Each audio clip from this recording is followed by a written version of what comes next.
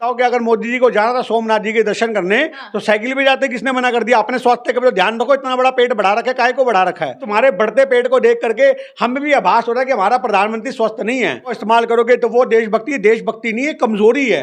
ये कमजोर प्रधानमंत्री की जबान है। वो तो मिनट में कहते नाना मोदी ने कहा तो देशभक्ति है। मोदी कल को बोल देगा तुम सुसु जाना छोड़ दो, दिन में एक टाइम सुसु करो, हमारे ड्रेनेज सिस्टम तुम्हारी वजह से ब्लॉक हो रहे हैं, तो मैं आपको आधे लोग दिखा दूंगा बोतलों के अंदर सुसु करके नालों में फेंक जाएंगे, पर घर में नहीं करेंगे। ये अंधभक्तों की औकात है। 56 इंच की वो पेट 56 इंच का है, छाती तो अंदर धस गई है, पेट 3 गुना बढ़ गया है। ये पेट्रोल हमारे यहाँ से मिल नहीं पा रहा, अगर मिलेगा तो 250 रुपये लीटर मिलेगा। आधे लोग अपने आप सरेंडर कर देंगे, आधे लोग घरों में बैठेंगे, तो ऑटोमेटिकली घोषित लॉकडाउन लग गया भाई। नमस्कार, मैं दामिनी शर्मा सजग भारत में एक बार फिर से आप सभी का स्वागत करते हैं। दोस्तों, नरेंद्र मोदी ने अपील की है। प्रधानमंत्री ने देश के सामने एक बार नहीं बल्कि 2 बार, कल भी और आज भी एक अपील ऐसी कर डाली जिसके बाद सबसे बड़ी जो संदेह पैदा हो रहा है, सबसे बड़ा जो डाउट पैदा हो रहा है वो ये कि क्या देश में वापसी लॉकडाउन लगने वाला है। सोना ना खरीदे, विदेश ना जाएं, यहाँ तक कि शादियों में ना जाएं, पेट्रोल डीजल को बचाएं, विदेशी मुद्रा को बचाए रखें, ये सारी तमाम चीज नरेंद्र मोदी कहते हुए नजर आ रहे हैं। वहीं एक और नई चीज ऐड ऑन कर दी है कि स्कूल भी अब ऑनलाइन कर दिया जाए। वर्क फ्रॉम होम के साथ साथ स्कूल भी अब ऑनलाइन क्लासेस लगा दी जाए, सेम वैसे ही जैसे लॉकडाउन में लगाया गया था। इस मुद्दे पर बातचीत करने के लिए गिन्नी सानी हमारे साथ मौजूद है।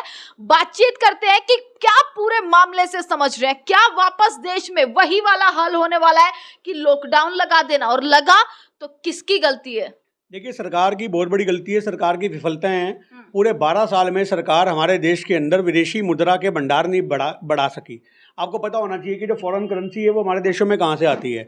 जब विदेशी हमारे यहाँ पे घूमने आते हैं तो विदेशी करेंसी आती है। आज मोदी सरकार का जो ये बयान है कि इंपोर्ट मत करो, आज किसी ने उस पॉइंट को नहीं पकड़ा कि मोदी जी कह रहे सोना मत खरीदो। आप उसके पीछे रीजन तो जानो कि उन्होंने ऐसा क्यों कहा। उन्होंने ऐसा इसलिए कहा क्योंकि हमारे पास, देश के पास डॉलर की कमी हो रही है, हमारे पास विदेशी करेंसी नहीं है। आप जब अंतर्राष्ट्रीय बाजार में व्यापार करते हो तो आपको मुद्रा के रूप में अपने देश का गांधी नहीं देना, आपको उनके देश का डॉलर देना है, जो विदेशी करेंसी का आज मार्केट का हिस्सा बना हुआ है। तो आप जब भी हम विदेशों में व्यापार करेंगे तो जो करेंसी है वो डॉलर की फॉर्म में देनी पड़ेगी।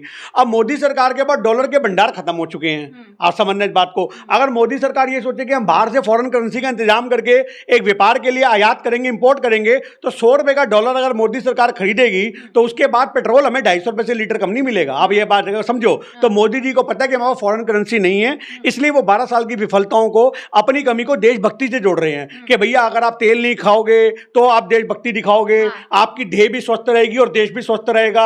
अगर आप पेट्रोल गाड़ी का जगह मेट्रो का इस्तेमाल करोगे तो वो देशभक्ति नहीं है, कमजोरी है। ये कमजोर प्रधानमंत्री की जबान है कि उसके पास इतने साधन नहीं है कि वो इन साधनों के माध्यम से देश चला सके। अब आप मुझे बात बताओ कि विदेशी करेंसी हमारे यहाँ पे कहां से आती है? सबसे बड़ा सवाल है। आज विदेशी करेंसी आती है कि जब फॉरेन के लोग यहाँ पे टूरिस्ट एक्टिविटीज के लिए घूमने आते हैं, पर जब हमारे यहाँ पे लगातार टूरिस्ट एक्टिविटीज में देखने को मिलता है कि अंग्रेजी महिलाओं के साथ बलात्कार होते हैं, तो वो यहाँ पे क्या छवि छोड़ करके जाएंगे?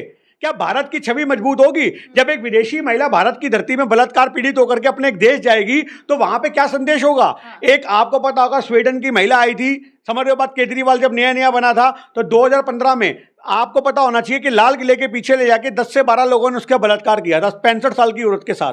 कभी आगरा में घटना मिलती है, कभी आपको गोवा में घटना मिलती है, कभी जयपुर की घटना मिलती है कि जब विदेशी महिलाओं के साथ यहाँ बलात्कार होंगे तो कोई विदेशी यहाँ पे क्यों घूमने आएगा? और जब विदेशी घूमने नहीं आएगा तो फॉरेन करेंसी भारत कैसे आएगी?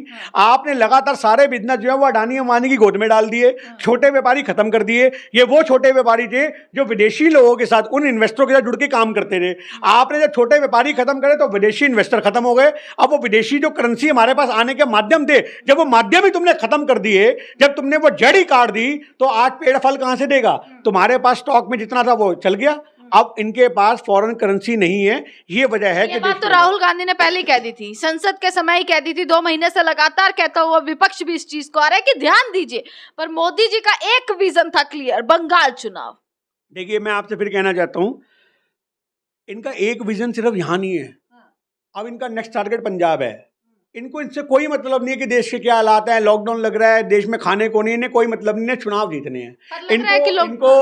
इनको जो भगवा है वो पूरे भारत के हर राज्य में चाहिए। आज 22 राज्यों में तो ये छाती ठोक रहे हैं। इनको ये लग रहा है कि अभी भी 7 राज्य कम हैं, उनमें कैसे होगा? तो आज मैं आपको फिर बात बताना चाहूँगा कि मोदी जी का फोकस पूरा चुनावों पे होता है, देश के हालातों पे वो नज़र भी नहीं डालते। उनका एक छोटा सा दायित्व था, उन्होंने निभा दिया, क्योंकि आगे जा करके वो लॉकडाउन करते हैं या पेट्रोल महंगा करते हैं तो वो कहेंगे हमने तो पहले ही कहा था। तो ये अपना बचाव है, जो मोदी जी ने जो स्टेटमेंट दी इनका बचाव है अपने आप में। तो ये बचाव ये दिखाने की कोशिश कर रहा है कि मोदी जी एक फेलियर पीएम है। 12 साल में मोदी जी ने जो भंडारण कांग्रेस छोड़ के गई थी विदेशी मुद्रा के, उसके सारे देश चला लिया। आज इनके पास देश चलाने की जो बेसिक बुनियाद जरूरतें हैं वो भी नहीं है। विदेशी कंपनी यहाँ से रुसवा होकर जा चुकी हैं, विदेशी टूरिस्ट यहाँ पे घूमने नहीं आते, विदेशी लोग यहाँ आके इन्वेस्टमेंट नहीं करने को तैयार। तो जब विदेशी कंपनियां यहाँ इन्वेस्टमेंट नहीं करेंगी, विदेशी घूमने नहीं आएंगे, तो फॉरेन करेंसी कहाँ से आएगी मैडम? और जब फॉरेन करेंसी नहीं होगी तो आप इंपोर्ट कहाँ से कर लोगे? क्योंकि इंपोर्ट के लिए हमारे को लगातार विदेशी करेंसी का सहारा लेना पड़ता है। अच्छा, कल जो है जिस समय मोदी जी ने बयान दिया पेट्रोल बचाओ डीजल बचाओ, ये तमाम सारे जो है संकल्प लेने के लिए कहा, उससे ठीक 2 घंटे बाद लंबा चौड़ा रोड शो जामनगर में, आज फिर गुजरात में रोड शो, 100 गाड़ियों का काफिला। एक तरफ देश की जनता को कहते हुए नजर आ रहे संकल्प लेने को, दूसरी तरफ खुद ही धज्जियां उड़ा कर रख दी। मैं तो यही कहना चाहूंगा कि मोदी जी को अगर मंदिर जाना है, मंदिर जाओ, बहुत अच्छी बात है, पैदल जाते ना, किसने बोला? आप अपने आप पहले उदाहरण सेट करोगे ना। जब आप जनता से अपील कर रहे हो तो वो उदाहरण आप सेट करते तो वो तो और अच्छा होता कि देखो मैं भी संकल्प ले रहा हूं, मैं प्रधानमंत्री होकर पैदल जा रहा हूं। तो ये तो बहुत अच्छी बात थी। अभी तो इन्होंने विदेशी टूरों की लिस्ट भी बना रखी है कि अभी यहाँ जाऊंगा, अभी वहां जाऊंगा, अभी यहाँ जाऊंगा, अभी वहां जाऊंगा, पूरी विदेशी टूरों की लिस्ट है इनके हाथ में।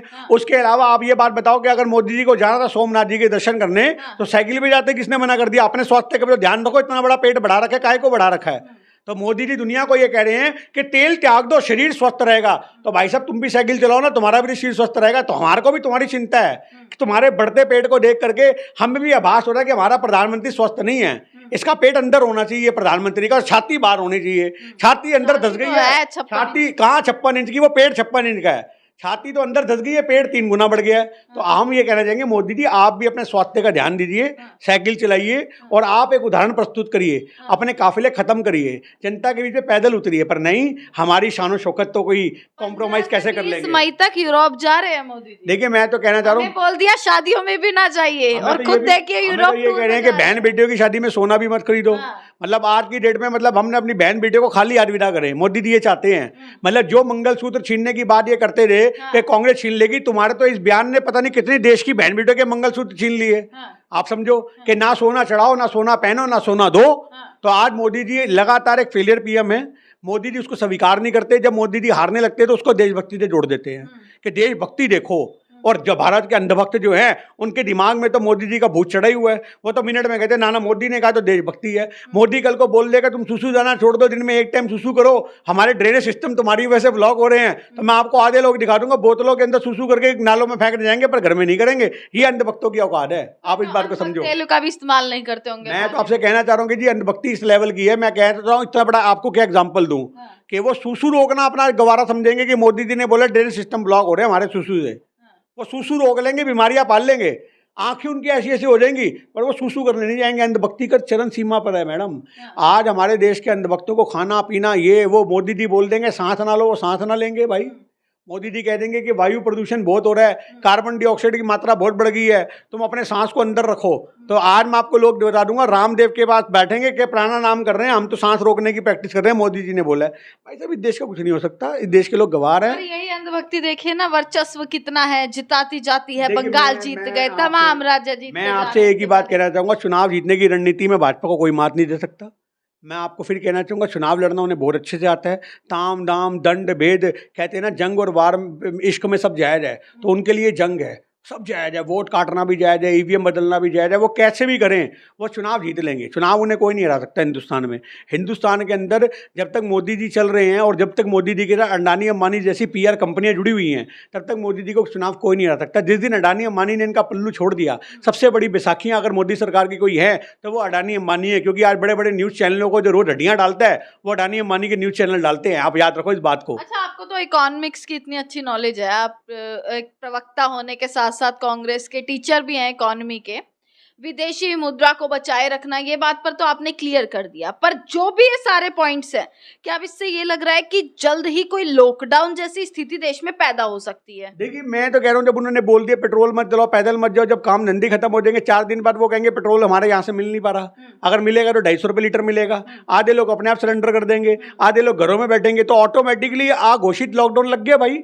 जब औकात ही नहीं रहेगी, एक आदमी को पता है कि भैया मैं माल खरीदने के लिए नहीं जा सकता अपने पेट्रोल बाइक लेकर के, तो मैं कहाँ बेचूंगा, तो आज बाजार बंद हो जाएंगे, मार्केटें ठप हो जाएंगी, और ये लॉकडाउन ऐसा लॉकडाउन होगा जो पहले वाला भी नहीं था।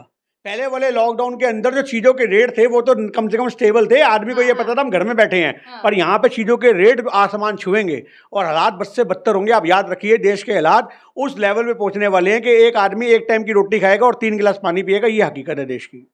मतलब लग सकता है पूरी आप स्थिति वो बता रहे हैं, और उस टाइम पे मोदी जी और तमाम मंत्री विदेश घूम रहे होंगे। देखिए, मैं क्या कहना चाह रहा हूँ, अभी बन गया है प्लान, तो कहना चाह रहा हूँ वो जब जैसे ही घूम के आएंगे उस समय लगा देंगे, पहले वो अपना काम पूरा करेंगे, वो बीच में खलल नहीं डालेंगे, वो लोगों को ये मौका भी नहीं देंगे कहने का कि देखो देखो देश में लॉकडाउन है और विदेशों में घूम रहा है मोदी। ना ना ना, वो घूम के